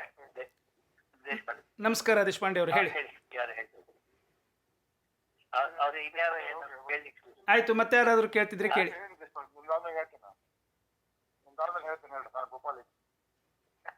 ಗೋಪಾಲ್, ನಮಸ್ಕಾರ. ಇದು ಪ್ರತ್ಯಾಹಾರ ಆಮೇಲೆ ಮನೋನಿಗ್ರಹ ಅಂತ ಹೇಳಿದ್ರಲ್ಲ, ಅದರಲ್ಲಿ ಒಂದೆರಡು ಉಪಯುಕ್ತವಾದ ಎರಡು ರೀತಿಗಳನ್ನ ನಾನ್ ಕಂಡ್ಕೊಂಡಿದ್ದೇನೆ. ಅದು ಬಹುಶಃ ಎಲ್ಲರಿಗೂ ಒಂದು ಹೆಲ್ಪ್ ಆಗ್ಲಿ ಅಂದ್ಬಿಟ್ಟು I am just sharing with all those are on this platform. Sure, please go ahead. ಸಾಮಾನ್ಯವಾಗಿ ಮನಸ್ಸು ಧ್ಯಾನದಲ್ಲಿ ಕೂತ ತಕ್ಷಣ ಮನಸ್ಸು ಚಂಚಲಾಗಿ ಹರಿದು ಹೋಗುತ್ತೆ, ನಮ್ಗೆ ಗೊತ್ತಿಲ್ಲದೇನೆ. ಇದು ಎಲ್ಲರಿಗೂ ಆಗೋ ಪ್ರಾಬ್ಲಮ್, ನನಗೂ ಆಗಿದ್ದೆ. ಸೊ ಅದನ್ನ ನಾವು ಎಳ್ದು ತಂತು ಅಂದ್ರೆ ನನಗನ್ಸಿದ್ದು it is like swimming against the water current ಅಂತ ಅನ್ಬಿಟ್ಟು. So we have to go with the flow. ಮನಸ್ಸು ಎಲ್ಲಿ ಬೇರೆ ಕಡೆ ಹೋಗುತ್ತೋ ಅದಕ್ಕೆ ಹರಿಯೋದಕ್ಕೆ ಬಿಟ್ಬಿಡೋದು. ಯಾವಾಗ ಅದು ಮನಸ್ಸು ಹೋಗಿದೆ ಅಂತ ಗೊತ್ತಾಗತ್ತೋ, ಎಲ್ಲಿ ಹೋಗಿದೆಯೋ ಅಲ್ಲೇ ಭಗವಂತನ ಒಂದು ಪ್ರೆಸೆನ್ಸ್ ನೋಡೋದು. ಫಾರ್ ಎಕ್ಸಾಂಪಲ್ ಮನಸ್ಸು ಎಲ್ಲೋ ಹೋಯ್ತು ಅಂತ ಇಟ್ಕೊಳ್ಳಿ, ಆಚೆ ಕಡೆಗೆ ಧ್ಯಾನ ಕೂತ ತಕ್ಷಣ ಮನಸ್ಸಿನೆಲ್ಲ ಬೇರೆ ಒಂದು ಸಿಟಿ ಕಡೆಗೆ ಹೊಡೋಯ್ತು, ಮ್ಯಾನ್ಹಟನ್ ಯಾವ್ದೋ ಒಂದು ಬಿಲ್ಡಿಂಗ್ ಏನೋ ಎಲ್ಲೋ ಹೋಗಿದೆ ಅದು. ಅಲ್ಲಿ ಭಗವಂತನ ಒಂದು ನೋಡ್ಲಿಕ್ಕೆ ಪ್ರಯತ್ನ ಪಡೋದು. ಈ ತರ ನಾವು ಮನ್ಸು ಎಲ್ಲೇ ಹೋದಾಗ ಬೇರೆ ಬೇರೆ ವಿಷಯಗಳಲ್ಲಿ ಅಲ್ಲಿ ಎಂಡ್ ಪಾಯಿಂಟ್ ಭಗವಂತನ ನೋಡಕ್ ಶುರು ಮಾಡ್ತಿದ್ರೆ, ಸ್ವಲ್ಪ ದಿನಗಳಾದ್ಮೇಲೆ ಸರಿಯಾಗಿ ಒಂದೊಂದು ಪ್ರಾಕ್ಟೀಸ್ ಮಾಡಿದ್ಮೇಲೆ ಆ ತರ ತಾನಾಗೆ ಮನಸ್ಸು ಭಗವಂತನಲ್ಲಿ ಲಕ್ಷ್ಯ ಆಗತ್ತೆ ಹೃದಯದಲ್ಲಿ. ಇದು ನನ್ನ ಒಂದು ಎಕ್ಸ್ಪೀರಿಯನ್ಸ್ ನಾನು ಹೇಳ್ಕೊಂತ ಇರೋದು. ಎಲ್ಲೂ ಶಾಸ್ತ್ರಗಳಲ್ಲಿ ಹೇಳಿಲ್ಲ, ಅದು ಉಪಯೋಗಕ್ಕೆ ಬರ್ಬೋದೇನೋ ಅಂದ್ಬಿಟ್ಟು ನಾನು ಹಂಚ್ಕೊಳ್ತಾ ಇದ್ದೇನೆ. ತುಂಬ ಚೆನ್ನಾಗಿ ಹೇಳಿದಿರಿ. ಶಾಸ್ತ್ರದಲ್ಲೂ ಇದನ್ನು ಹೇಳಿದ್ದಾರೆ. ಈಗ ಸಮಯ ಇಲ್ಲ, ಮುಂದಿನ ಅನುಸಂಧಾನದಲ್ಲಿ ನಾನು ಅದನ್ನು ಹೇಳ್ತೀನಿ. ಮತ್ತೊಂದೇನೋ ವಿಷಯ ಹೇಳ್ತೀನಿ ಅಂದ್ರಿ, ಹೇಳಿ. ಅದೇ ಈ ಇದ್ರದ್ದು ಪ್ರತ್ಯಾಹಾರ ಹೇಗೆ ಮಾಡೋದು ಅನ್ನೋದು ನಾನು ವಾಪಸ್ಸು ಎಳ್ಕೊಳ್ಳೋದಕ್ಕೆ ಪ್ರಯತ್ನ ಪಡ್ದೇನೆ ಮನಸ್ಸು ತಾನೇ ತಿರುಗೋ ಹಾಗೆ ಮಾಡ್ಕೋಬಹುದು. ಈ ತರ ಮಾಡ್ತಾರೆ ಮನಸ್ಸಿಗೆ ಹರಿಯಕ್ ಹೋಗ್ಬಿಟ್ಟು, ಲೈಕ್ ಮನಸ್ಸು ಅಂದ್ರೆ ಇವಾಗ ಅದು ಒಂಥರ ನೀವು ಮುಂಚೆ ಹೇಳ್ದಂಗೆ ಸುಖದ ಒಂದು ಇದು ನಮ್ ಪ್ರತಿ ಜೀವನೂ, ಆದ್ರೆ ಅದು ನಾವು ಮರ್ತಿದ್ದೀವಿ. ಸೊ ನಮ್ಮ ಮನಸ್ಸು ಬಂದು ಆಕಾಶದ ತರ, ಅದ್ರ ಮೇಲ್ಗಡೆ ಮೋಡ ಬರುತ್ತೆ, ಮಳೆ ಬರುತ್ತೆ, ಸಿಡ್ಲು ಬರುತ್ತೆ, ಗುಡುಗು ಬರುತ್ತೆ, ಮಿಂಚು ಬರುತ್ತೆ, ಏನಾದ್ರೂ ಆಕಾಶಕ್ಕೆ ಒಂದು ನಿರ್ಲಿಪ್ತತೆ ಇರುತ್ತೆ. ಆಕಾಶ ಅದರಿಂದ ಬಾಧಕವಾಗಲ್ಲ ಆಕಾಶಕ್ಕೆ. ಅದೇ ತರ ನಮ್ಮ ಮನಸ್ಸಿನ ವಿಷಯದ ಕಡೆ ಹರಿಯೋದನ್ನು ಒಂಥರ ಅದೇ ನಮ್ಮ ಒಂದು ಧ್ಯಾನ ಸ್ಥಿತಿಯಲ್ಲಿದ್ದಾಗ ಮನಸ್ಸಿನ ಮೇಲ್ಗಡೆ ಮೋಡ ಬಂದಂಗೆ ಅಥವಾ ಮಳೆ ಬಂದಂಗೆ ಅಥವಾ ಸಿಡ್ಲು ಹೊಡೆದಂಗೆ ಮಿಂಚು ಬಂದಂಗೆ ಈ ತರದ ಅನುಭವಗಳು ಆ ವಿಷಯದ ಕಡೆ ಹರಿಯೋದು.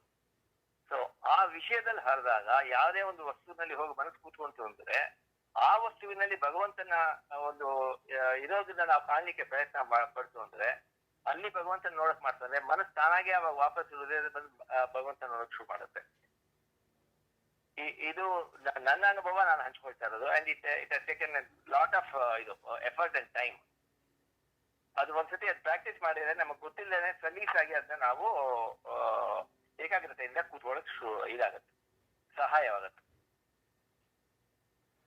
ತುಂಬ ಚೆನ್ನಾಗಿ ಹೇಳಿದ್ರಿ ದೇಶಪಾಂಡೆ ಅವರೇ. Thank you so much for sharing your experience with us. Gopal Rao ಹೇಳಿ. ಕೃಷ್ಣ ಮಾತಾಡೋದು ದೇಶಪಾಂಡೆ ಅವರು. ಆಚಾರ್ಯ, ಇದು ಕಪಿಲ ಮುನಿಯ ಸಾಂಖ್ಯ ಯೋಗ ಮೆನ್ಷನ್ ಮಾಡಿದ್ರಿ. ಅದ್ರ ಬಗ್ಗೆ ಒಂದು ಸ್ವಲ್ಪ ಸಮರಿ ಹೇಳ್ಬೇಕು ನಿಮ್ಗೆ ಮುಂದಿನ ಕ್ಲಾಸ್ ಒಳಗ. ಸಾಂಖ್ಯ ಯೋಗ ಏನ್ ರೆಪ್ರೆಸೆಂಟ್ ಮಾಡ್ತದೆ, what is the correct of it? Sure, ಖಂಡಿತ ಆಗಲಿ. ಒಂದು 5 ನಿಮಿಷ ಬೇಕಾಗ್ತದೆ ಅದಕ್ಕೆ. ಸೊ ಈ ಸಲ ಸಮಯ ಮುಗಿತಾ ಬಂದಿರೋದ್ರಿಂದ ಮುಂದಿನ ಇದರಲ್ಲಿ ಹೇಳ್ತೀನಿ. ಆಯ್ತು, ನಮಸ್ಕಾರ. ಎಲ್ಲ ಸದ್ಭಕ್ತರಿಗೆ ಸಾದರ ಪ್ರಣಾಮಗಳು. ಮತ್ತೆ ಮುಂದಿನ ವಾರ ಸೇರೋಣ.